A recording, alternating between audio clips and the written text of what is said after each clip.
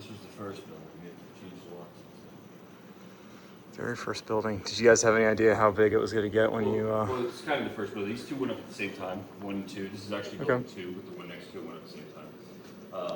That's why they're out of order. But no, I mean we hoped. You know, we thought that people, but we didn't know how many people would really be interested. Yeah. You know. Cool. Yeah. But a lot changed. You can kind of see the iterations as they happen in each building. These are the only two that are wood.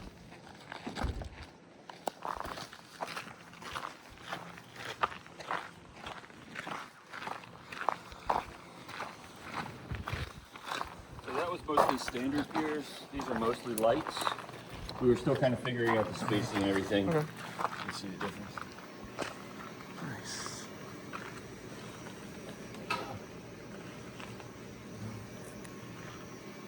How often do you have to do maintenance on any of these or have issues or anything? These very rarely anymore. There's someone here that just cleans and does that. Okay. But other than that, it's very rare that it's these buildings. Most of the tickets come from the buildings which obviously, you know, are the ones that are getting installed now are the ones that need the most support. Because once they're set up, brand new and people are trying to figure out what's going on or well, whatever. just getting them dialed. I mean, it's a process, right? Anytime, even if it's at home. Yeah. Getting it perfectly dialed takes time and iterations, and once that's done, you really don't have to touch it. I've been trying to sort of like test mine out or whatever, so that like I'm kind of trying to simulate those conditions or whatever. So I'm like, I don't touch it at all. Like, you know, I use my power strip to turn things on, auto boot my computer and everything. But I think is that one of Andrew McCarthy's? Yeah. Okay. Yeah, 17 right there is. That's awesome. Yeah. He's got some crazy stuff. Like I don't know. Did you see his like recent? So crazy. The skydiver or whatever. I can't imagine what it took to organize. Yeah. I'm happy to show you, especially when you drove all the way to Miami. Happy to show you all, but if you don't want to see inside every single building, we don't have to. You know, they don't really change until building 6 after this. Okay. Yeah, we can take a quick. The same. Take a quick look over. Just standards. Well, it's kind of fun because I think there's a couple people in, at least 2 or 3 guys in my club that have scopes here. So I don't know which ones they are specifically, but I think is building 6 the one with the Seestars? Yeah, that was the first building the Seestars went in that were on a bar. Before that, they were on their own individual piers. Okay. Building 5, we started getting a lot more organized. This is kind of how the new buildings are. Okay. It's laid out a lot better. But Nice. yeah, lights and I like just like looking down the row and it's just like AM5, like EAF, like, it's just like, yeah, it's a lot. Yeah, I think one of our guys has one of, I don't know if that's his or not, but has a Carbon Star 150 or whatever.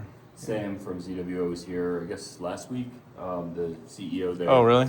And so he wanted a picture in here just because of what you're describing, like all the AM5s. It's like, yeah. Yeah. It's awesome.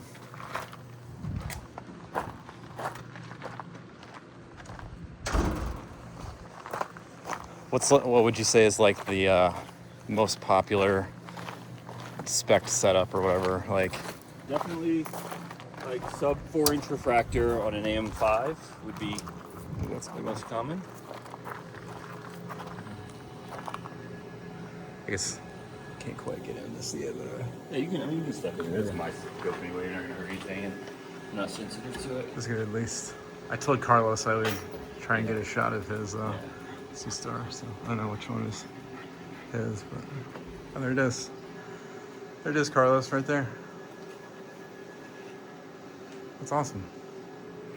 This is your guy right here. Is this the biggest one on the? Oh, it's not the biggest one that's common. It's the biggest one here right now. Okay. It's not the biggest one that is scheduled. Oh, you got a bigger one coming? Yeah. Is that a 20-inch? That's a 24. Wow. Yeah.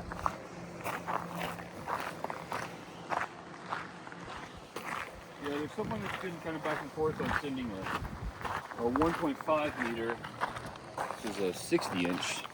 60-inch? Yeah, but that would take most of an entire building. Like in at least like a quarter of like the whole building. It's a big chunk, but couldn't put anything next to it because it would probably be a huge obstruction to, Yeah. major chunks of the sky. Well, how close would that even get to the roof? Like, It would could have to be the roof would have to be higher. Okay. Yeah, even mine had to be like moved multiple times to keep it either hit You the floor. you almost have to have like a new pier size for that, like custom or like extra large. Or It whatever. changes a lot. We also have to change the concrete foundation for those big scopes.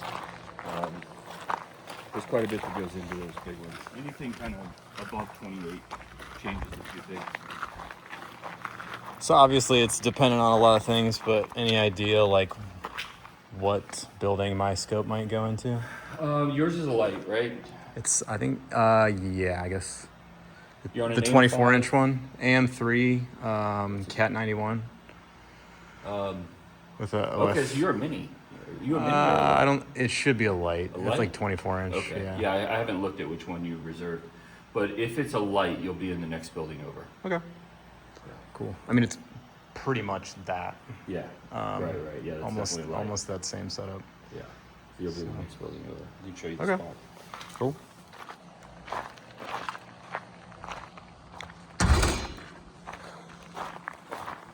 Or actually, I thought we were in building 9. They just keep going. You'll be in 10. Yeah, I remember like seeing the initial like YouTube videos and reviews and stuff like that, and it was like 2 buildings or Yeah. whatever, and then it was 4, Yeah. and then it was 6, and then it was like. Right.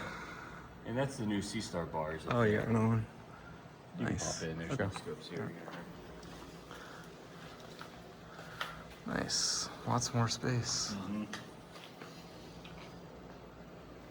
That's awesome. Oh, so is that a? Oh, okay. Oh, that's a big one. It's a giant refractor. Yeah. Yeah, the huge William Optics 180, I think is what it is.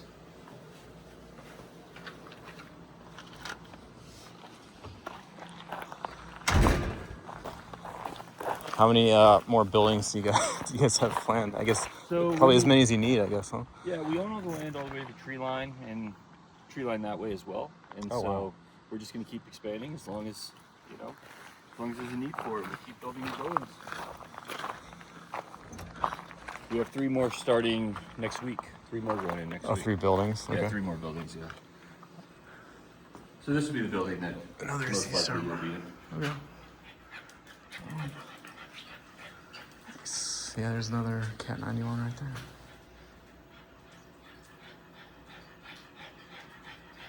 Awesome.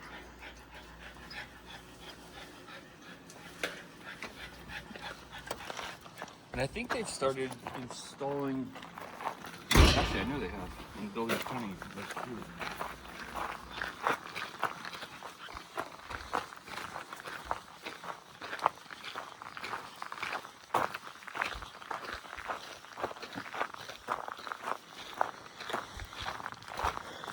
So you're just basically just starting another row back here? Yeah, so the next 3 buildings will actually be in a line right next to this one, working back that way. That's why this is building 20 instead of building 11. So. Oh, so you started 20, 19, 18. So, okay. Yeah, exactly. I was wondering about that. So they end up on the same side. That makes sense. And then from there, we'll just do the next row right behind it. That's awesome. Yeah, so this one's a little messier up front here, what you said, but Okay. yep, we're starting in this one as well. It goes in fast.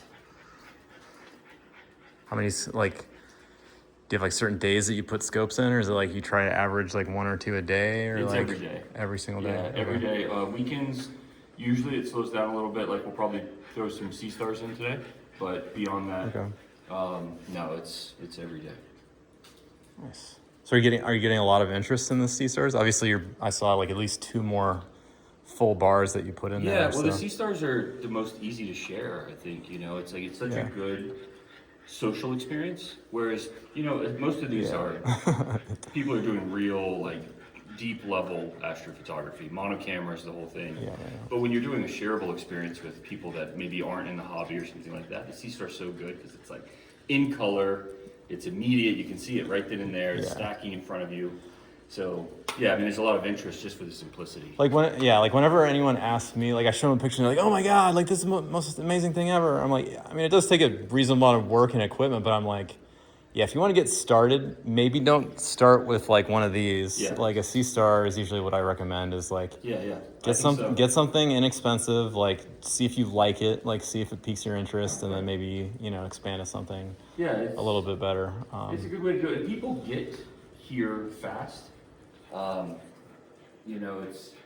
it's an easy rabbit hole to want to go down. But Yeah. I agree with you. I think the Seestar is the best place to start. It's just such a good experience, and it's immediate success for people. Yeah, like you can see things like immediately. Yeah, your first night, you've got pictures. Yeah. And they're never going to be this quality of like your equipment, obviously. Yeah. But it's still so good and it's so fun. It's such a great social experience. I think we're going to see more and more of that. I really do. Yeah, like I think you're probably going to start to see like the middle and the higher end of the market fill out in those as well. As more things get like integrated into. And a lot of us do both. I mean, I have 2 scopes. I have a 24 and then I have a Seestar.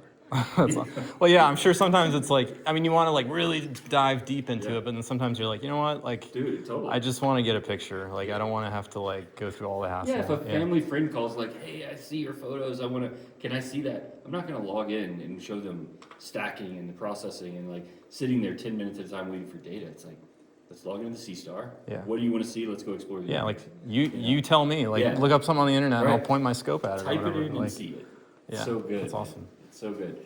And so I think that experience in the price point too, getting a Seestar for a few $100. Like $400 or $500. Like, I mean, I'm like, it's like the price of a filter or something on one of the other scopes or whatever. So it's like just to be able to get into it and like see something, I think is awesome. And then if you really find like it's something that you can't like, and for all of us, obviously people here, it's like, all right, it's in our blood at this point. You can't get it out. You want to do astro. These systems make perfect sense because then you can really push the boundary. But yeah, otherwise,